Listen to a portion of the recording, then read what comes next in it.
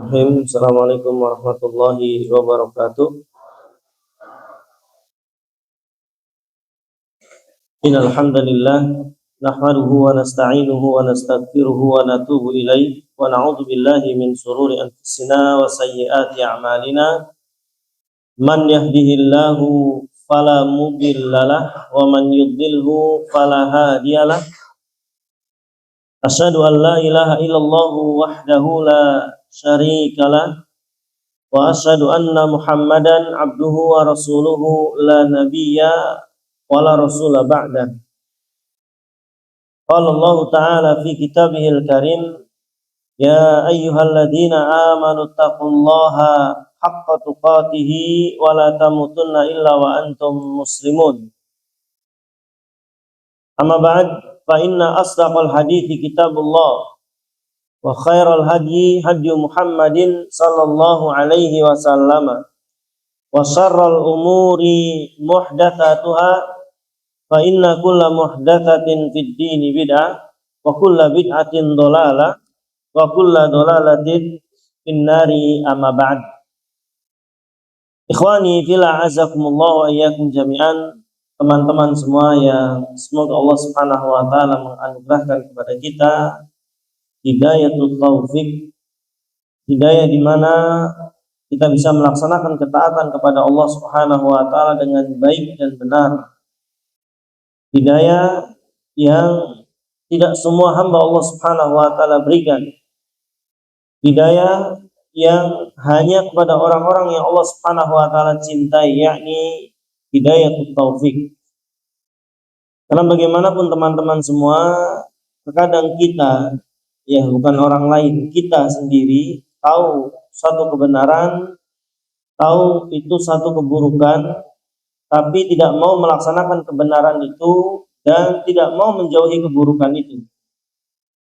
Paham kita ini kebaikan, tapi entah dengan berbagai macam alasan kita tidak melaksanakannya, atau kita tahu itu keburukan, entah apapun alasannya, dia tidak melaksanakan, tidak meninggalkannya. Maka mengerjakan satu perintah dan meninggalkan satu larangan bukan semata-mata kekuatan fisik antum semata. Bagaimanapun ada manusia-manusia yang Allah Subhanahu wa taala tidak kuatkan dia untuk sekedar duduk mendengarkan pengajian beberapa menit saja. Tapi dia mampu tenaganya untuk melakukan hal-hal yang sifatnya hobi dia ataupun bahkan dalam kemaksiatan.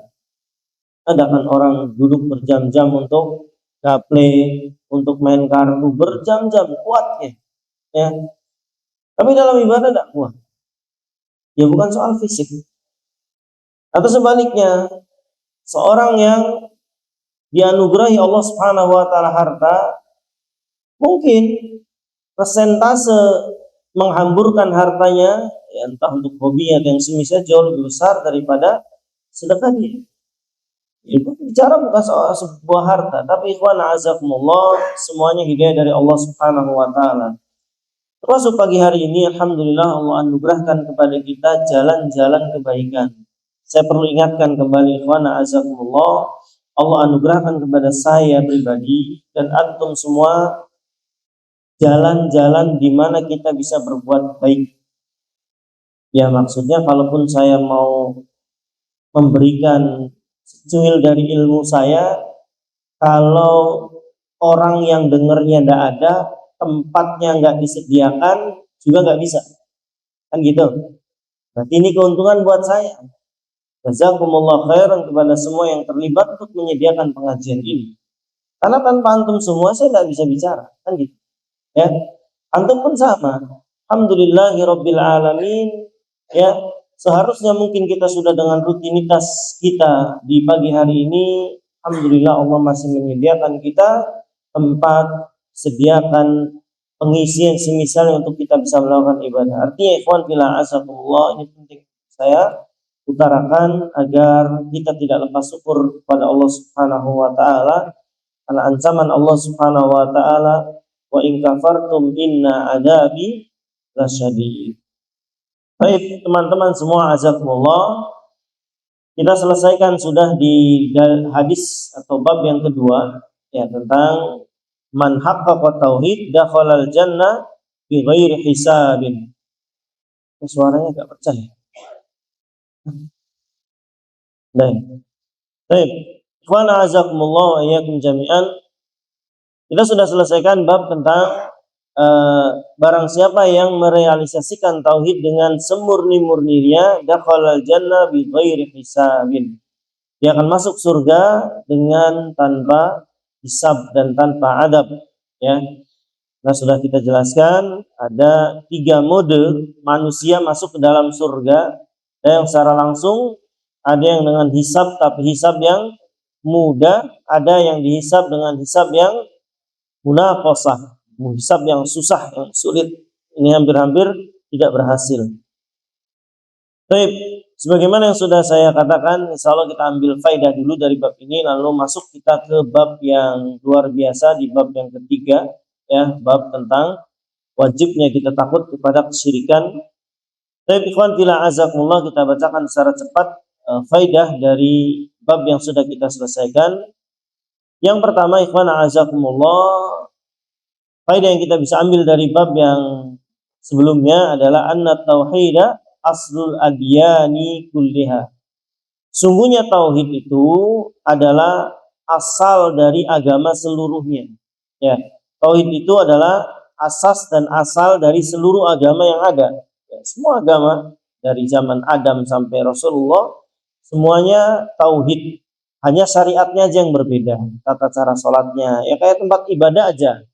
Dulu tuh kalau ibadah ya hanya di tempatnya aja, nggak bisa di sembarang tempat, nggak bisa. Beda kayak kita, ya, lagi di atas pesawat mau sholat ya sholat aja, ya, di atas gunung mau sholat aja, bebas, ya. Makanya kata Nabi Shallallahu Alaihi Wasallam, dijadikan bumi ini, ya, sebagai masjid, tempat sujud boleh, kecuali 2 tempat yang kita dilarang untuk melaksanakan sholat, hanya 2 tempat ini. Ya, selainnya boleh jika memang ya layak. Bahasa layak tuh ya jangan meskipun nggak disebut oleh Nabi. Yang nggak boleh itu kan apa? Kuburan dan kamar mandi. 2 tempat ini nggak boleh dijadikan tempat untuk sholat. Berarti boleh dong Ustaz di tempat sampah. Nah, ini pikiran-pikiran begini nih yang nyeleneh. Dalam artian ya Anda saja tidur di situ layak enggak, makan di situ layak enggak, masa untuk ibadah? Ya jangan karena Anda disebut di hadis terus antum sholat di tempat sampah. Pertanyaan saya nggak ada lagi ke tempatnya. Gitu, ya. Sama, orang nanya ke saya, ikhwan azza, jujur saja, Ustaz boleh enggak kita mengadakan kajian berbayar di hotel misalnya? Saya selalu nanya, apa masjidnya udah nggak boleh tak buat kajian? Kan gitu, ya. Udah nggak usah bicara boleh atau tidaknya dulu deh.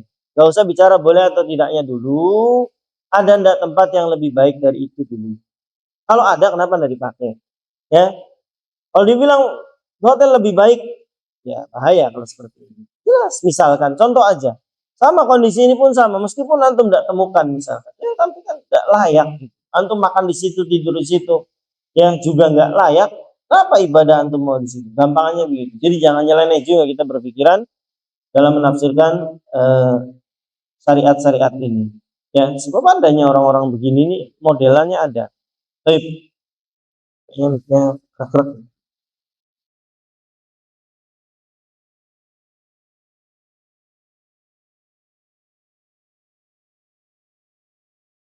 baik. Qanfila azakumullah wa iyyakum jami'an. Ya, jadi seluruh agama para nabi dan rasul semuanya sama, yaitu tauhid, ya. Yang membedakan adalah syariat, tata cara puasanya, tata cara ibadah dan seterusnya. Baik. Ikhwan azakumullah, yang kita bisa ambil dari bab ini adalah, ya, la yasluhu at-tauhid illa bi inkari syirik. Ini penting. Ambil yang penting-pentingnya ya. Beliau bawakan banyak di sini. Tidak akan sehat sebuah tauhid seseorang tanpa dia mengingkari kesyirikan. Ini penting, ya. Ketauhidan seorang tidak menjadi sempurna, gampangannya tidak menjadi sehat kecuali dia harus juga mengingkari kesyirikan. Jangan seperti orang kafir Quraisy. ongkoh dia meyakini Allah itu pencipta, pengatur, penguasa alam semesta, mereka juga nggak mau meninggalkan berhala-berhala mereka. Ingat, dalam kalimat tauhid kita ada dua penggalan kata. Ada la ilaha dan ada illallah. Ada la ilaha, apa artinya? Tidak ada, atau bahasa kitanya, atau bahasa syariatnya, apa? An-nafyu. Ya, meniadakan. Apa yang meniadakan? Seluruh sembahan selain Allah. Lalu ditetapkan illallah. Yang boleh disembah hanya Allah.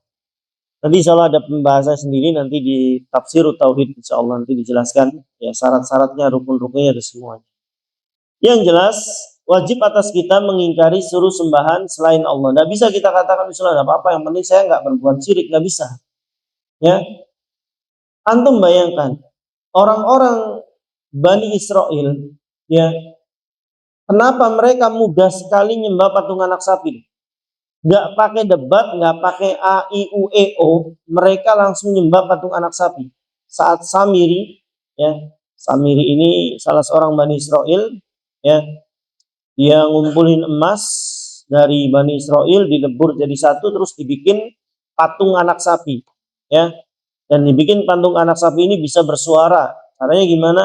Dia ambil dari sisa-sisa sumpelan mulut Fir'aun oleh Jibril. Ya, makanya di dalam surat Toha itu ditanya bagaimana engkau bisa membuat patung anak sapi bisa bersuara.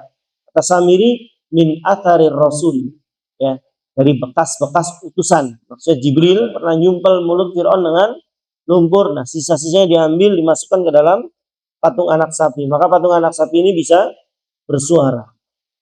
Ketika dia bisa bersuara, Samiri bilang kepada Bani Israel, ini yang disembah, karena saat itu Musa lagi menghadap Allah Subhanahu wa taala.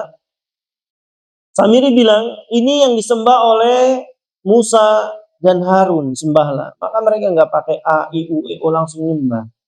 Pertanyaannya, kenapa mereka semudah itu loh? Ya, nggak pakai pertentangan. Anak kita aja suruh nyembah patung, kayaknya mau ogah-ogahan, ngerti dia. Secara naluri, secara fitrah nggak mau. Kenapa Samiri begitu mudah dia berbuat syirik? Ini penting, ikhwan. Ya, kata para ulama diantaranya adalah tidak adanya rasa benci di hati mereka terhadap syirikan. Saya ulangi, ya. Di antara penyebab besarnya adalah mereka tidak ada rasa benci di hatinya terhadap berhala-berhala. Anggapnya biasa aja, ya. Ini kan kekayaan budaya yang semisal. Enggak. Bukan sekedar itu saja, ikhwan azakumullah. Bukan urusannya itu saja. Masalahnya ada keyakinan bahwa ini dan itu, ya dari benda-benda itu, ya entah apapun tafsiran mereka ini representasi dari Tuhan atau semisalnya, kita tidak ngerti dan bukan urusan kita, keyakinan mereka, tapi seenggaknya itu kan ada keyakinan. Ya. Jadi kenapa orang-orang Bani Israel bisa mudah? Jawabannya adalah tidak adanya rasa benci. Kalau kita tidak adanya la ilaha illallah, tidak ada la ilahanya. Tidak ada Tuhan yang berhak disembah dengan benar, tidak ada itunya. Maka wajib dia mengingkari semua kesyirikan. Apa yang diingkari? Satu, ya, kesyirikannya. Kedua, pelaku kesyirikannya. Ketiga, tempat kesyirikannya.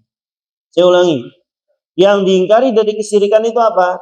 Kesyirikannya jelas, perbuatannya, ya, berhalanya. Yang kedua, pelaku kesyirikannya harus antum ingkari. Ya, jangan ditoleransi. Ya, dalam nggak apa-apa. Ya, itu teman saya nggak bisa. Kesyirikannya tetap katakan kesyirikan. Ya, betul. Lakum dinukum waliyadin. Kita tidak boleh memaksakan kehendak agama kita. Allah katakan la ikraha fiddin. Tidak boleh ada paksaan dalam agama. Allah melarang maksa-maksa orang masuk Islam, tidak boleh. Ya, yang ketiga apa tadi? Tempat kesyirikannya. Maka tiga ini harus kita ingkari, ibu sekalian, ya, karena kesehatan tauhid kita atau kemurnian tauhid kita tidak akan bisa sempurna kecuali kita mengingkari kesyirikan. Ya. Nah, di bawahnya pun beliau ini raddu ala Quraisyil jahili alladzina za'mu annahum ala millat Ibrahim bisyirkihim. Ya, makanya di bawahnya pun beliau berikan faedah. Ini juga ar-raddu ala Quraisy, ya, al-jahiliyah, orang-orang Quraisy di zaman jahiliyah, alladzina za'amu, yang mereka menganggap annahum ala millati Ibrahim. Mereka menganggap di atas agama. Bukan begitu. Ibrahim tegas ya, menolak bahwa innani bara'um mimma ta'budun. Saya berlepas diri. Ini ucapan la ilaha. Ya, ini ucapan la ilaha. Saya berlepas diri, kata Nabi Ibrahim. Innani bara'um mimma ta'budun. Saya berlepas diri dari semua yang kalian sembah. Antum katakan itu, ya. Itu tidak benar. Iya tadi, tidak boleh ada paksaan, juga antum nggak boleh mencela. Haram hukumnya dalam agama kita juga antum mencela agama dan Tuhannya orang lain. Kenapa haram padahal benar? Mereka balas dengan hal yang serupa nanti. Ya, berarti antum mancing Allah untuk dihina juga oleh mereka. Ya, itu terjadi. Ya, zaman saya SMA, dia nggak sholat juga sama. Ya, dia nggak sholat. Ece-ecean bahasa kita, ece-ecean. Dengan teman yang nonis. Dasar ke sholat. Ente juga nggak gereja. Mulai ece-ecean tuh. Ece-ecean Tuhan. Nah, teman saya bilang, Surah Mas Safid juga. Tuhan kamu. Janganlah ini kamu. Jangan. Akhirnya dia balas juga.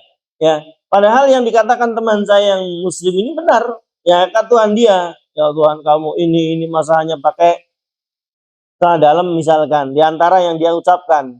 Ya hakikatnya benar. Wah, no, begini. Ya. Masa dia aja ini. Benar itu. Tapi dia balas dengan sesuatu yang zalim, yang tidak ada pada Allah Subhanahu wa taala. Ini bahayanya, tidak boleh. Ya. Yang maksud saya ikhwan bara'atun minasyirki wa ahli wa makanihi, berlepas diri dari kesyirikan, ya, pelakunya dan juga tempatnya adalah antum tidak berloyar-loyar, ya, tidak mendukung acara mereka yang semisal. Ini penting. Masuk mendatanginya, kita di negara Indonesia ada tempat-tempat yang memang jadikan wisata. Ini bukan sekedar wisata teman-teman semua, ya. Ini urusan lebih ke urusan akidah. Kan maksud saya tadi udah nggak ada lagi tempatnya, tempat wisatanya tuh, ya. Udah nggak ada lagi tempat wisatanya sehingga antum datang ke tempat-tempat di mana Allah disekutukan di situ. Retribusi antum kan untuk membesarkan agama mereka, untuk acara-acara mereka retribusi itu, ya. Ketika antum beli karcisnya, ya pemasukan untuk mereka tambah besar, tambah kuat. Jadi ini sederhana saja ikhwan azakumullah, maka kita harus hati-hati, ya. Bara'atun minasyirki wa ahlihi wa makani. Baik ikhwan azakumullah, yang kita bisa ambil dari bab ini juga, ya. Ambil yang belum saya jelaskan tentunya. Ini sudah juga. Yang lainnya saya kira cukup ikhwan, karena akan nanti terulang lagi, antum bisa baca-baca lagi, ya banyak banget, puluhan, akan menyentuh lebih dari 50 faedah. Cuman ya nggak bisa kita sebutkan semua karena nanti waktunya nggak cukup. Di antaranya itu ikhwan azakumullah, dan antum bisa baca lagi, terutama di hadis yang luar biasa yang sudah kita selesaikan, adanya umat Islam yang masuk surga dengan tanpa hisab, tanpa adab. Ikhwan azakumullah, kita masuk ke bab yang baru, ya. Babul khaufi minasyirik. Ini bab yang sangat bagus. Antum konsentrasi tinggi di bab ini, ya. Karena kita akan bahas banyak hal ikhwan. Pertama ikhwan fillah azakumullah, ya, beliau memberikan judul qala al-muallif rahimahullah taala babul khaufi minasyirik. Bab takut kepada kesyirikan. Ikhwan azakumullah wa iyyakum jami'an. Sekelasnya Nabi. Diperhatikan. Antum perhatikan. Sekelasnya Nabi Muhammad sallallahu alaihi wasallam yang maksum. Satu. Keimanan beliau sempurna. Sepakatlah, gak ada lagi yang lebih dari Nabi sallallahu alaihi wasallam. Beliau masih takut terhadap perbuatan syirik mengenai beliau. Di antaranya apa? Beliau sampai berdoa kepada Allah, Allahumma inni a'udzubika apa? Ya harus dihafal lagi nih kalau belum hafal. Masalahnya Nabi pun takut loh, sampai berdoa, maksud saya. Kok kita bisa-bisanya nggak takut? Ya, padahal iman beliau sempurna. Beliau pun Nabi dan Rasulnya Allah, masih berdoa, Allahumma inni a'udzubika an usyrika bika syai'an a'lamuhu wa astaghfiruka lima la a'lam. Sampai PR lagi. Ya. Pendek insya Allah ini sih. Allahumma inni a'udzubika an usyrika bika syai'an a'lamuhu wa astaghfiruka lima la a'lam. Ya. Masalahnya sekelasnya Nabi Ibrahim pun sama, berdoa berlindung dari kesyirikan. Wajnubni apa? Wajnubni wa baniya an na'budal asnam. Ya Allah, jadikan aku, jauhkan aku dan anak keturunanku dari menyembah berhala. Ini dua nabi top semua ini. Ya, nabi top semua ini. Tidak ada lebih dari dua nabi ini. Ya, satunya bapaknya para nabi dan rasul, satunya adalah Sayyidul Anbiya wal Mursalin, pemimpin para nabi dan rasul. Saya ulangi, satunya bapaknya para nabi dan rasul, Ibrahim, satunya adalah Sayyidul Anbiya wal Mursalin, pemimpinnya para nabi dan rasul. Dua-duanya takut terjerumus pada perbuatan syirik. Paham sampai sini? Menunjukkan bahwa syirik adalah perkara yang sangat berbahaya. Ya. Padahal Allah sudah bilang loh, Nabi Ibrahim wa makana minal musyrikin, atau ayat yang sudah kita lewati, kana ummatan qanita. Dia imamnya orang-orang qanita hanifah, agamanya lurus dan yang semisalnya. Tapi tetap berdoa kepada Allah, wajnubni wa baniya an na'budal asnam. Maka doa ini termasuk yang gak boleh kita tinggalkan seumur hidup. Di antara doa yang gak boleh antum tinggalkan seumur hidup adalah doa berlindung dari perbuatan syirik. Kayak Nabi tadi, Allahumma inni a'udzubika an usyrika bika syai'an a'lamuhu, baik yang saya tahu wala a'lam, ataupun yang saya tidak tahu. Karena orang nggak sengaja, ya nggak sengaja. Artinya condong kepada manusia, kadang nggak sengaja memuji manusia melebihi kadarnya dan yang semisalnya. Tapi ikhwan bila azakullah, ini pentingnya dan wajibnya kita takut pada perbuatan syirikan. Jadi saya jelaskan apa itu syirik dan seterusnya. Poin kedua yang penting yang perlu antum catat adalah sebab-sebab manusia jatuh pada kesyirikan. Ini penting, ya. Kenapa saya katakan penting? Karena manusia nggak tahu sebuah kesalahan, sangat mungkin persentase besar dia akan jatuh ke dalamnya. Saya ulangi, manusia yang tidak tahu satu keburukan, sangat mungkin dia akan jatuh ke dalamnya. Ya. Makanya pernah Nabi bilang ke antum, kapan-kapan kita akan bahas al-kabair. Dosa-dosa besar yang ada dalam Quran ada 60-an, ya. Minimal kita tahu, ya kalau ini kan nggak perlu diulang, cukup tahu oh ini ternyata dosa besar. Oh ini ternyata dosa besar. Cukup tahu, ya. Kata Syekh Abdul Razak bilang, minimal seorang muslim baca kitab kabair seumur hidup sekali saja. Sekali saja. Cukup tahu aja. Oh ini dosa besar. Oh ini dosa besar. Oh ini dosa besar. Cukup itu aja, ya. Kayak tauhid kita harus ulang-ulang ribuan kali sampai kita mati, ya. Terus kita harus belajar. Tapi ikhwan bila azakumullah, ada beberapa sebab besar, di antara sebabnya banyak, termasuk kebid'ahan itu, ikhwan azakumullah, termasuk corong dari kekafiran, corong dari kesyirikan, ya. Tapi ada 4 besar yang biasa manusia terjerumus kepada kesyirikan. Biasanya 4 ini aglabnya paling banyak, ya. 4 ini bukan batasan, ya, sama kayak beliau nih, Syekh Muhammad At-Tamimi membuat kitab Nawaqidul Islam namanya. Judul kitabnya Nawaqidul Islam, pembatal-pembatal keislaman. Di situ beliau cuma nyantumkan 10 butir. Ya 10 ini bukan batasan, bukan. Ya, hanya yang paling banyak manusia melakukannya 10 ini. Lainnya masih puluhan lagi. Ya bahkan ratusan penyebab manusia syirikan. Tapi rata-rata 10 ini paling banyak persentase memasukkan orang ke dalam kesyirikan dan neraka ini. Tapi ikhwan azakumullah, 4 manusia jatuh kepada kesyirikan. Yang pertama, dia tidak memahami makna la ilaha illallah.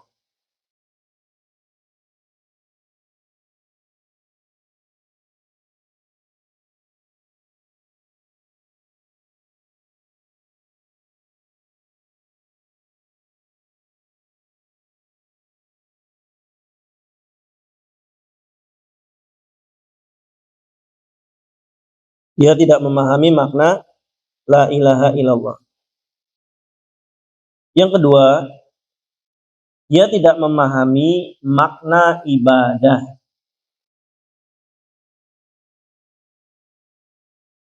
Dia tidak memahami makna ibadah.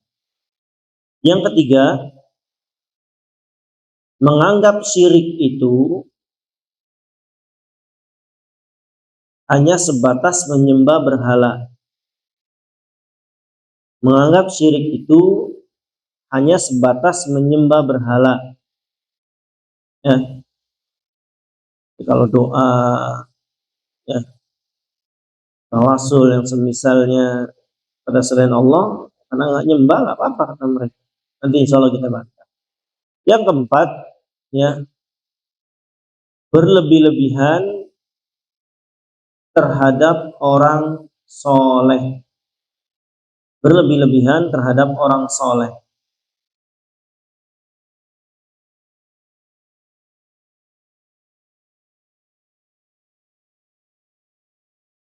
Yang pertama apa tadi?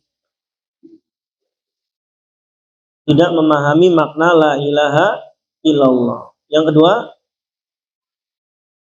tidak memahami makna ibadah. Yang ketiga, menganggap syirik hanya sebatas menyembah berhala. Yang keempat, berlebih-lebihan terhadap orang soleh. Yang terakhir juga paling banyak kita di Indonesia. Ya, ada orang soleh, pada wali-wali Allah dan yang semisalnya, pada para gurunya dan yang semisalnya. Insya Allah nanti saya jelaskan satu-satu. Baik, ikhwan, a'azakumullah wa iyyakum jami'an. 4 ini saya ulangi bukan batasan, tapi banyak sekali manusia jatuh kepada kesyirikan. Ya. Dan agama kita, ikhwan, a'azakumullah, perlu antum ketahui, menutup segala celah. Ya, ini salah satu prinsip Islam itu adalah saddud dzara'i' namanya. Apa itu? Menutup segala pintu celah yang bisa menjerumuskan kepada kesyirikan. Ya, yang akan kita pelajari ini semua dari awal sampai akhir adalah bagaimana nutup segala pintu yang menjerumuskan kesyirikan. Makanya nanti kita akan menyentuh bagaimana hukum orang yang sholat kepada Allah, ibadah kepada Allah di sisi kuburan. Ya, sholatnya ke Allah di sisi kuburan. Kenapa? Sholatnya sih ke Allah, tidak ada. Ya, tapi ini menjadi jalan untuk manusia jatuh kepada kesyirikan. Ya, lama-lama dia takdim kepada penghuni kuburnya. Ya, pertanyaan sederhana aja, bismillah ke masjid dah. Kan gitu. Ya, apa sudah tidak ada masjid dah untuk dijadikan tempat sholat ibadah? Oh, kuburan lebih baik daripada berbahaya kalau itu. Hah? Kalau dia bilang enggak, masjid tetap lebih baik. Ya wis, kenapa enggak di masjid saja? Sederhana, gampang. Ya. Tapi nanti insya Allah, nanti 4 ini antum harus pahami, ikhwan, benar-benar antum harus pahami. Jadi nanti antum tahu, oh ini berarti kesini awalnya. Orang ini melakukan kesyirikan ini berarti karena awalnya dia mengagungkan orang soleh. Ya, kuburannya didatangi, tisu-tisunya bekas minumnya segala macam ditabaruki. Berarti ujungnya ke berlebihan terhadap orang soleh. Contoh. Nanti antum bisa akan mendeteksi, menelisik ini kemana nih muaranya. Ya, ada orang antum tegur lu nggak teka, ya, jangan, ya, minta kepada penghuni kubur. Enggak, saya mintanya ke Allah, cuman saya sampaikan kepada penghuni kubur, ya, supaya nyampaikan doa saya. Kita nggak paham, ya, bahwa kesyirikan itu bukan sekedar menyembah berhala saja, seterusnya. Tapi Bapak Ibu sekalian, kita jelaskan satu-satu. Yang pertama apa tadi? Dia tidak memahami makna dari la ilaha illallah. Ya, makna la ilaha illallah sebagaimana yang pernah kita katakan di awal bab, bahwa makna dari la ilaha illallah adalah la ma'buda bihaqqin illallah. Ya, barangkali bahasa Arabnya tidak perlu dihafal, bahasa Indonesia begini artinya. Apa arti dari atau makna dari la ilaha illallah? Maknanya adalah tidak ada Tuhan yang berhak disembah dengan benar kecuali Allah. Itu makna yang sempurna dari kalimat la ilaha illallah. Karena kalau sekedar tidak ada Tuhan selain Allah, pada kenyataannya ada nggak Tuhan selain Allah? Ada. Ya, ada Isa dijadikan Tuhan, ada Uzair, belum agama-agama yang non samawinya, banyak Tuhannya mereka. Ya, maka makna yang sempurna dari kalimat la ilaha illallah adalah la ma'buda bihaqqin illallah. Tidak ada Tuhan yang berhak disembah dengan benar kecuali Allah. Pertanyaannya, benar nggak Tuhan yang lain nggak berhak disembah? Kembali ke masalah yang pernah saya tulis di papan tulis. Kenapa Tuhan yang lain nggak berhak disembah? Jawabannya siji. Apa? Masya Allah. Masih ingat berarti. Yang kedua, apa? Dia tidak bisa mencipta, yang pertama. Yang kedua, tidak mampu menguasai, jangankan alam semesta. Ya, tempat di mana dia ditaruh saja dia tidak bisa menguasai. Dia mau taruh di ujung sana, mau taruh di depan, mau taruh di atas, mau digantung di mobil, nurut-nurut aja. Ya kan begitu. Ya, bentuk tangannya pun mau kayak gini kak, mau terserah yang bikin. Ya, artinya dia nggak punya kekuasaan sama sekali. Yang ketiga apa? Dia tidak mampu mengatur alam semesta. Jangankan alam semesta, mengatur tempatnya. Ya, yang nyembahnya saya nggak bisa, dia sendiri yang diatur. Tanganmu harus gini ya, hari ini kau pakai pakaian ini, hari ini kau pakai pakaian ini. Ya, hari ini kau di pojok sana, hari ini kau di depan sana, hari ini kau di plafon, hari ini kau di angin-angin, dan seterusnya. Ya, maka jawab Anda. Kenapa yang lain tidak berhak disembah, yang lain tidak mampu mencipta, yang lain tidak mampu mengatur, dan yang lain tidak mampu menguasai alam semesta. Ya, kalau mau ditambah, yang lain tidak bisa menghidupkan, yang lain tidak bisa menciptakan, dan seterusnya. Ya, ini kenapa ikhwan azakumullah harus dimaknai la ma'buda bihaqqin illallah. Tidak ada Tuhan yang berhak disembah dengan benar kecuali Allah Subhanahu wa taala. Lalu yang kedua, sebab manusia jatuh pada kesyirikan apa? Tidak memahami makna ibadah. Ibadah itu dia kira hanya sholat, zakat, puasa, haji, umroh, ya. Itu diantara macam ibadah di sekian ratus ibadah. Orang kalau nggak paham makna ibadah, ya tadi akhirnya, ya, saya nggak sholat ke dia kok, ya, saya nggak puasa untuk dia kok, saya puasa untuk Allah, ya, saya cuma ngomong demi Allah, demi Rasulullah, masa dianggap syirik? Tadi, nganggapnya sumpah itu bukan ibadah, sumpah ibadah bukan? Ibadah jelas, ya, karena disebut nama Allah Subhanahu wa taala, ya. Makanya ketika antum tegur, kok kamu demi Rasulullah, ya, itu kesyirikan. Ya meskipun syirik kecil nantinya. Ya. Dia akan ngomong, "Loh, saya nggak nyembah nabi, Ji." Kenapa? Dia menganggap ya syirikan hanya atau ibadah itu hanya sebatas sholat, zakat, puasa dan haji yang semisal. Tapi ikhwan azakumullah, maka antum harus paham apa itu ibadah. Kan itu, ya. Ibadah adalah, sudah pernah dijelaskan di bab sebelum, ya masih di muqaddimah sebelum bab awal, yang masih ingat gak? Apa itu ibadah? Hah? Waktu itu di antara antum mana yang jawab benar? Apa itu ibadah? Hah?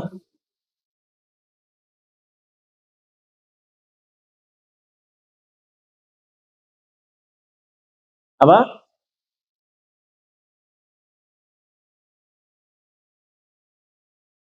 Baik. Ya. Segala ucapan, perbuatan, atau keyakinan yang dicintai dan diridhoi oleh Allah, ini ibadah. Apapun ucapannya, apapun perbuatannya, apapun keyakinannya, kalau itu dicintai dan diridhoi Allah, itu ibadah. Maka kerjanya antum mencari nafkah dari jam 8 sampai jam 5, ibadah bukan? Kenapa? Dicintai oleh Allah. Ya, bahkan diamnya antum, diem. Sekarang kan lagi diem nih.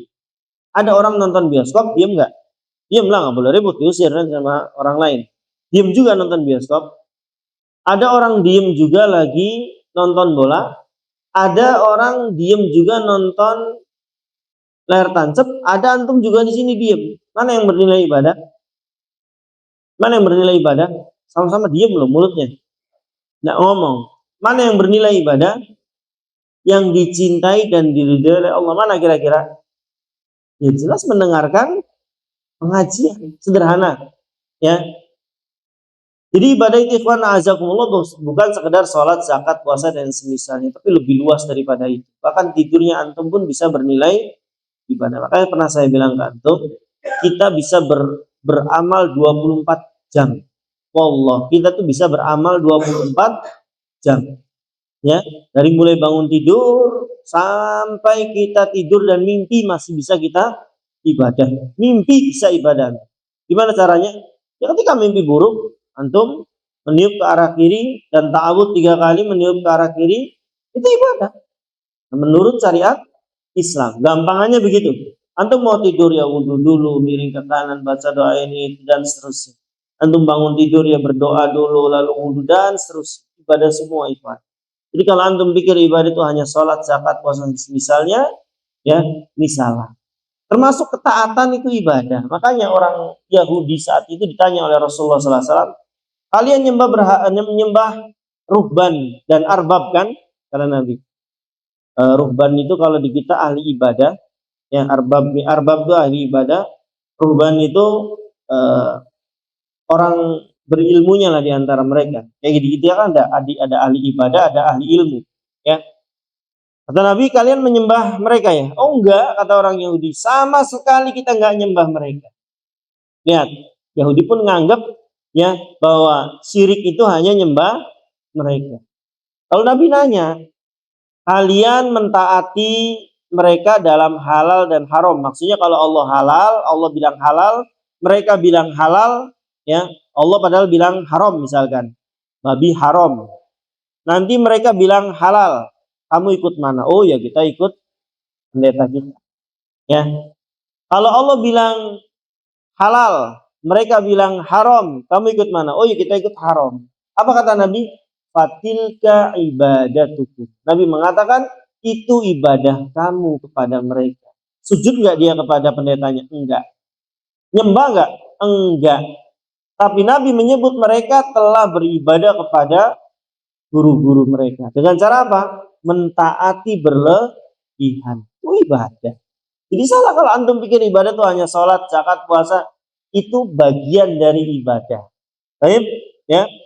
Ada juga orang yang mencintai selain Allah lebih dari Allah. Allah katakan juga, ya orang-orang ini telah berbuat kesyirikan.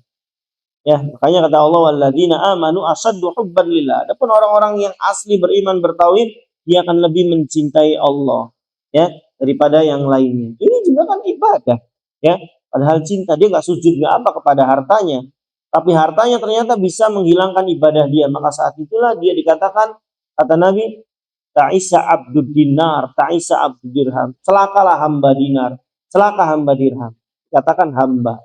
Padahal dia nggak nyembah hamba, nggak nyembah harta. Paham maksudnya? Ya. Jadi yang namanya ibadah itu ikhwan azakumullah lebih luas daripada itu. Nah, ini antum harus pahami nanti. Ini sebab yang kedua. Ya. Kayak orang-orang berbuat kesyirikan rata-rata sekarang masih salah saya. Ya. Saya cuma punten aja ke ruangan kosong kok, ke tempat angker. Ya. Masalahnya ada ibadah di situ yang antum peruntukkan kepada selain Allah. Apa ibadahnya? Khauf, rasa takut, ya. Dia persembahkan kepada selain Allah. Sujud nggak dia ke tempat kosong itu? Enggak, ya. Iktikaf nggak di situ? Enggak. Doa nggak? Enggak. Tapi hatinya melemah, merendah kepada selain Allah. Padahal hanya boleh direndahkan kepada Allah. Itu titik kesyirikannya. Paham? Karena dia nggak nganggap takut itu sebuah ibadah. Makanya tadi yang kedua, ya, dia tidak memahami makna ibadah secara luas. Makanya nanti kita akan belajar juga apa sih maksud banyak ibadat. Makanya diikat segala sesuatu yang dicintai dan diridhoi oleh Allah Subhanahu wa taala. Baik, ikhwan azakumullah, yang ketiga apa? Menganggap syirik itu hanya menyembah berhala. Ya tadi, ya. Pokoknya selama saya nggak nyembah berhala, nggak nyembah patung, aman-aman aja saya mau berdoa. Saya kan cuma berdoa melewati dia, ya. Apalagi dia kiaskan, kayak kita aja mau hadap presiden nggak bisa langsung, ya, harus lewat menterinya, harus lewat ajudannya, harus lewat pengawalnya. Sama katanya, kita pun ke Allah seperti itu, nggak bisa langsung. Kita orang biasa. Maka antum tanya ke dia, ya, Allah butuh siapa? Allah butuh dibantu siapa? Kalau Pak Presiden jelas mau ngecek laut nggak mungkin sendirian, harus butuh orang yang ahli laut, maka diangkat menteri kelautan. Ke hutan belusukan sendiri nggak mungkin, ya. Satu orang harus ke hutan, satu orang ini harus ke laut, satu orang harus ke tambang, maka dibentuk menteri-menteri ini. Keterbatasan tenaga, keterbatasan kemampuan manusia. Sekarang Allah punya keterbatasan enggak? Allah sempurna. Allah butuh siapa? Untuk ngurusin laut? Enggak ada. Allah butuh siapa untuk ngurusin hutan? Bukan saya. Ya. Yang nanya itu Ustaz, ada malaikat-malaikat yang menurunkan hujan, berarti Allah butuh dong malaikat itu. Justru itu menunjukkan kekuasaan Allah. Allah mampu mengatur makhluk sebesar dan sekuat malaikat untuk tujuan tertentu, menunjukkan kekuasaan Allah Subhanahu wa taala, bukan malah kelemahan Allah, bukan. Kan ada orang bilang, ya, Allah berarti butuh malaikat maut untuk nyabut nyawa manusia. Ya, berarti Allah butuh dong terhadap malaikat maut. Allah butuh dong terhadap malaikat Jibril untuk menyampaikan wahyu. Kita balik. Jibril kuat enggak? Sebesar apa dia? Kalau sekuat sebesar itu aja diatur-atur, berarti yang mengaturnya jauh lebih kuat, jauh lebih besar, ya. Justru ini menunjukkan kekuasaan dan kebesaran Allah. Salah dia pendahlilannya. Baik, ikhwan a'azakumullah. Yang ketiga tadi, menganggap syirik itu hanya menyembah berhala saja. Ya, banyak nanti kita jelaskan, ya. Kenapa isti'adzah, isti'anah, istighosah tidak boleh diperuntukkan pada selain Allah? Ya, kapan hal-hal ini diperbolehkan untuk selain Allah? Nanti insya Allah kita akan belajar. Ini secara garis besar dulu saya sebutkan. Nanti perinciannya di belakang sama beliau serinci-rincinya insya Allah. Ya, antum banyak berdoa kepada Allah agar memberikan pemahaman tauhid kepada kita sehingga kita bisa masuk surga dengan tanpa hisab, tanpa adab insya Allah. Yang keempat apa? Berlebih-lebihan terhadap orang soleh. Saya jelaskan lebih awal. Ini sebenarnya nanti ada babnya agak di tengah. Ya, judul babnya itu kalau tidak salah, man tabarraka bisyajaratin aw hajarin. Barang siapa yang mencari keberkahan pada batu dan pohon. Judulnya nanti kurang lebih seperti itu. Ada di tengah, tapi nggak apa-apa saya awalkan aja, Ikhwan. Ini penting, ya. Agar mulai dari sekarang antum tidak mengkultuskan siapapun kecuali hanya satu orang. Ya, saya ulangi, Ibu perhatikan. Kita tidak boleh mengkultuskan siapapun dia kecuali hanya satu orang yang boleh kita kultuskan di muka bumi ini, yaitu Rasulullah Shallallahu Alaihi Wasallam. Abu Bakar nggak boleh, tak Ustaz? Nggak boleh. Abu Bakar manusia biasa yang punya salah. Tapi ikutilah Abu Bakar. Tapi untuk memaksumkan Abu Bakar, menganggap Abu Bakar suci, menganggap Abu Bakar tidak punya dosa, ya, karena Nabi mengatakan kullu bani Adam khata', seluruh anak Adam pasti punya dosa. Baik, ini poin pertama. Satu-satunya yang boleh kita sucikan dan kita kultuskan hanya Rasulullah Shallallahu Alaihi Wasallam. Banyak, puluhan, ratusan dalil nanti. Baik, ikhwan azakumullah. Di sebab yang keempat, ya, tadi berlebih-lebihan terhadap orang soleh. Ini awal dari mula kesyirikan yang ada di muka bumi. Yang ada nanti, ya, sebelumnya nggak ada kesyirikan ini. Baru terjadi di zaman Nabi Nuh alaihi salam, dan ini sebabnya berlebih-lebihan terhadap orang soleh. Perlu antum ketahui, ikhwan azakumullah, ya, di muka bumi ini, di muka bumi, ya, kita nggak bicara di akhirat, di muka bumi ini, ya, secara umum yang namanya berkah, ya, atau keberkahan itu terbagi menjadi dua kondisi, ya. Ada keberkahan secara maknawiyah, ada keberkahan secara zatiyah. Nanti ada keberkahan secara waktu, ada keberkahan secara tempat. Secara umum dulu deh saya bicara. Ada keberkahan secara maknawiyah, secara maknawi aja, ya. Ini apa nih? Alat nyenderin HP, alat berarti. Ada zatnya, ya. Gampangnya gitu, untuk memahamkan ada zatnya, ada maknawiyah, ya. Zat tuh ini nih, ini zat, ini zatnya, ini ada zatnya. Ini meja ada zatnya. Baik, ya. Keberkahan dibagi menjadi dua, satu keberkahan secara maknawiyah dan keberkahan secara zatiyah. Apa itu keberkahan secara maknawiyah? Secara maknawi saja, ya, bukan secara zatiyah. Kalau zatiyah itu seperti fisiknya Nabi itu, ya, ludahnya, keringatnya, ya, rambutnya, apapun yang disentuh oleh beliau menjadi berkah. Kenapa? Karena zat beliau berkah. Dan ini hanya ada para nabi dan rasul, tidak pada manusia biasa. Ya, ludahnya Nabi yang dimasukkan ke mata Ali saat sakit, sembuh saat itu juga. Kenapa? Karena beliau berkahnya secara zatiyah. Baik. Lalu ada juga keberkahan secara zatiyah yang Allah taruh di benda-benda. Ingat ya, kalau manusia hanya para nabi dan rasul. Sekarang di benda-benda hanya ada beberapa saja kok, ya. Ada air zam-zam, kata Nabi 5 suri balahu. Itu nggak bisa kiaskan. Saya ambil dari 8 sumur, Ustaz. Nggak bisa, nggak sama. Kenapa? Karena keberkahan zam-zam secara zatiyah, ya, dan lain-lain. Banyak nanti. Ada keberkahan secara maknawiyah, secara maknawi saja. Ya, secara maknawi itu ya maknawi saja, bukan zatnya. Contoh keberkahan kota Mekah dan kota Madinah. Zatiyah atau maknawiyah? Maknawiyah. Kenapa? Karena batu di sana tidak berkah. Paham? Pohon di sana tidak berkah. Ustaz, yang orang tinggal di sana pasti berkah? Enggak. Siapa yang berkah? Yang ibadah di dua kota suci tersebut pasti berkah. Apa setiap orang yang tinggal di situ pasti berkah? Tidak. Di sana ada Abu Jahal, Abu Lahab, Abu Thalib, orang munafik, orang Yahudi. Tinggal di mana mereka? Mekah dan Madinah saat itu. Apakah mereka dapat berkah dari dua kota tersebut? Tidak. Paham? Ini namanya keberkahan secara maknawiyah. Jadi antum kalau umroh jangan bawain batu dari sana, jangan nyobain kiswah, ya.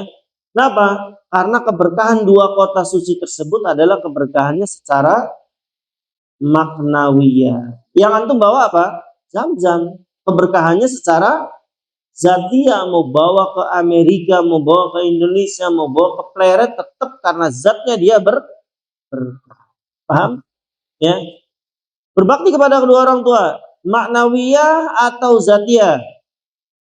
Nah, kalau zatiyah jilatin bu, keringatnya juga dijilatin. Nah, maknawiyah atau zatiyah? Maknawiyah, siapa yang berbakti kepada mereka, memuliakan mereka, menghormati mereka, maka hidupnya akan berkah. Ya, bukan antum keringatnya mak kerja keringatnya dilap dulu, bawa nih buat jimat, urusan lain nanti. Ya, paham?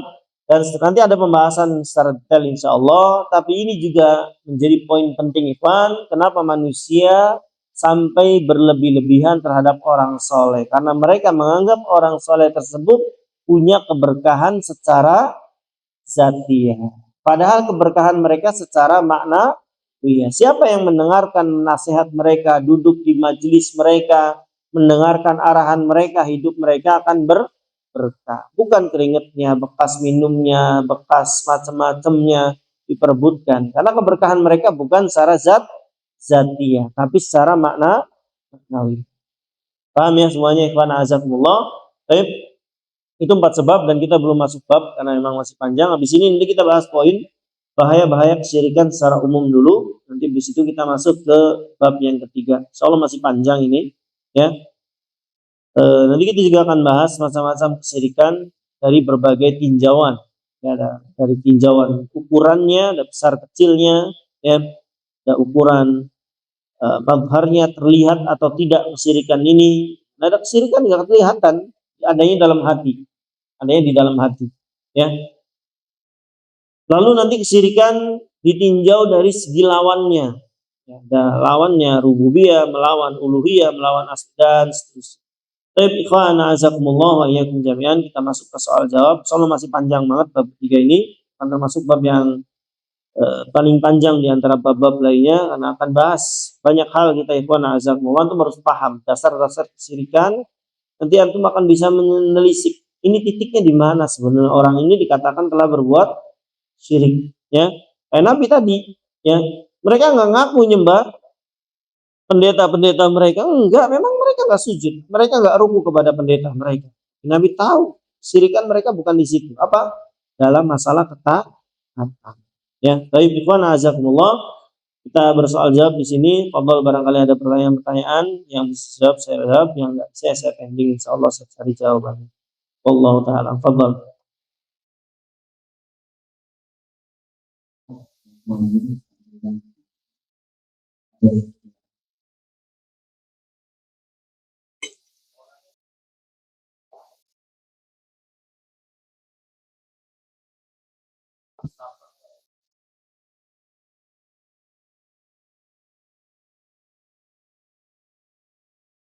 Baik. Apakah dibenarkan seorang yang membenci kita, sumpah serapah kepada kita dan semisalnya? Ya, pertama ikhwan azakumullah wa iyyakum jami'an, Allah katakan innamal mu'minuna ikhwah. Ini dulu landasan kita, bahwa sama orang beriman itu bersaudara. Ya, namanya cekcok, namanya urusan, apalagi di dunia kerja, itu hal yang nggak bisa dihindar. Yang tidak boleh adalah dia melampaui batas. Ini penting, ya. Silahkan Anda, ya, dalam artian menasihati ataupun bahkan mungkin melaporkan kepada atasan Anda, bahkan Anda tidak boleh yang menyembunyikan satu keburukan, ya. Keburukan, enak lah baturnya, tidak bisa, ya. Dan ini bukan termasuk nanti ghibah, ya. Jika antum melaporkan atau yang semisalnya kepada orang yang memang berhak dan berwenang untuk mengakses sebuah keburukan, boleh, ya. Sama Safid, saya temui di luar misalkan begini, saya laporin aja ke bos, ya. Ada karyawan antum rambutnya keriting, kacamata, misal, udah nggak apa kacamata Safid, dilepas lah. Kacamatanya mana? Ada, ya misalkan, saya laporkan ini nggak masalah. Terkait dengan celah-mencela ikhwan azakumullah, pertama, segala yang kita ucapkan hanya akan ada dua kemungkinan. Mau takfir, mau tadbir, ya, membid'ahkan, mau mengkafirkan, mau menyesatkan, mau mencela orang, hanya ada dua kemungkinan. Kalau memang orang itu layak dicela, makanya nanti pertanyaan mendasarnya, kenapa sampai antum dicela? Itu dulu, ya. Anggaplah antum layak dicela, ya, anggaplah antum layak diomongkan, dalam artian ya ada kekurangan di kita, ya maka tugas kita introspeksi, gitu kan. Benar nggak yang dikatakan dia? Ya, saya begini. Oh ternyata benar, ya tinggal dirubah, gitu. Ya, yang tidak boleh adalah bagi pencela adalah melampaui batasnya. Ya, kalau tujuannya untuk memperbaiki temannya yang tadi tercela tersebut, ya laporkan kepada orang-orang yang bisa merubahnya, tidak kemana-mana. Ya, tidak kemana-mana. Misalkan antum melaporkan kejelekan Mas Safid ke saya, nggak masalah, saya temannya, ya. Bahkan di beberapa kondisi saya gurunya, ya kan. Di luar majelis saya menjadi sahabatnya, nggak masalah, saya nasihati beliau, baru pas. Tapi antum ngamprak-ngamprak ceritanya nggak boleh, itu jadi gibah. Itu penting ibu-ibu juga nih, ya. Tanya Bu, kalau ada yang nadanya agak merendah tuh Bu, segera tutup kuping itu Bu. Itu muqaddimah dari gibah biasanya, ya. Kalau sudah ada suara gini nih Bu, tahu enggak? Itu segera tutup kuping, ambil kapas yang kandel. Saya nggak mau dengar gitu, karena sama-sama dosa nantinya. Ya, contoh aja. Maka kenapa dia mencela, kita harus introspeksi, ya. Dan nggak boleh sama muslim mencela, ya. Wala tahasadu wala tabaghadu, karena Nabi sallallahu alaihi wasallam jangan saling hasad, jangan saling mencela, jangan saling yang semisalnya. Maka dalam hal ini ikhwan azakumullah, itu saudara kita, ya. Dan salah satu tanda orang munafik adalah apa kata Nabi sallallahu alaihi wasallam? Jika dia bertikai, dia melampaui batas. Kata Nabi, ayatul munafiki salah idza haddasa kadzaba wa idza wa'ada akhlafa wa idza tumina khana. Ya. Nabi, ayat munafik, tanda-tanda orang munafik itu ya nifak amali, maksudnya di sini jika bicara dia dusta, jika berjanji dia ingkar, dan jika dia bertikai dia melampaui batas. Ya, menyebut binatang ke saudara yang semisalnya ini tidak boleh, haram dalam agama kita. Ya, tapi juga perlu introspeksi. Kenapa dia mencela saya? Gitu kan? Karena kan tidak mungkin. Kecuali dia gila loh. Ya, tiba-tiba langkah juntrungannya nyewot-nyewot nyela kita. Ya segera diperiksa dia. Bokatan salah minum obat. Ya kan nggak ada masalah. Orang kan bisa nyewot, bisa marah kan ada masalah, maksud saya itu. Ya kalau dia nggak ada masalah, kita lagi menang baik tahu-tahu tendangi, sewoti, ya diperiksa saja dianya. Barangkali tadi pagi harusnya nelen ultraflu, dia nelennya bodrek, kan barangkali. Wallah alam. Ada yang lain? 6. Bapak, ibu-ibu dulu, bapak-bapak dulu. Bapak dulu deh. Ibu dulu. Ngalah Pak ya? Repot tulisannya sama ibu itu soalnya. Ya Bu. Assalamualaikum warahmatullahi wabarakatuh. Alhamdulillah. Sekarang ketika meyakinkan bahwa makanan itu sangat disediakan, contoh ketika kita para ibu-ibu sedang dan kemudian makan pisang nasi kemarin atau nasi goreng, ya itu tuh menghambat keluarnya darah. Apakah itu termasuk kesyirikan? Terima kasih. Assalamualaikum warahmatullahi wabarakatuh. Barakallahu fiik Ibu yang bertanya. Ya, Ibu ini bertanya pertama, ya, apakah ini termasuk kesyirikan seorang wanita yang sedang haid memakan makanan yang sisa? Sisa itu bukan basi ya, masih layak pakai, masih layak makan mungkin. Ya kalau memang nggak layak makan ya kita nggak perlu bicarakan, ya. Nggak sehat lah, gampangannya jawabannya sederhana, ya. Tapi ketika ini makanan masih layak makan, ya masih layak dikonsumsi, apakah seorang wanita haid tidak boleh mengonsumsinya? Ini bagian dari tatayur, ya bagian dari tatayur yang berujung pada kesyirikan nantinya ketika ada keyakinan yang lainnya, ya. Mungkin tujuannya sih begini Bu orang tua tuh, masalahnya haid itu sudah sakit perutnya, kalau makan makanan sisa khawatir tambah sakit. Kadang begitu loh, saya lihat orang tua kita tuh, jangan makan di pangga di tengah jalan. Bokatan kesenggol sebenarnya sih, kejomplek piringnya pecah. Cuman gak biar takut kitanya tuh nanti lamarannya balik lagi. Itu sebenarnya, ya. Orang tua kita tuh jangan main malam nanti di gondol wewe gombel misalkan. Ya mungkin secara Islam ya memang nggak boleh anak-anak gitu kan. Cuman ada keyakinan kadang begitu. Saya lihat kadang begitu, ya kadang begitu. Ya jangan duduk di keset, yang keset kotor nganggo tempat bale wong kang kotor gitu kan, malah didudukin. Akhirnya orang tua gimana nih, orang dia jerah jangan duduk di keset, takut-takutin. Nanti kamu karirnya jadi kebale orang terus seumur hidup misalkan, ya. Jadi ya kurang lebih seperti itu, ya. Cuman ya tadi berkembang bukan sekedar masalah seperti itu saja. Ada keyakinan yang tertanam yang akhirnya berbahaya. Ini tidak boleh Bu, makan aja kalau yang masih layak dan tidak bermadorot ya boleh, ya. Oh nggak mau kasih Mas Sapit aja nasi gorengnya. Ada lagi Ibu? Silakan Mas Ded.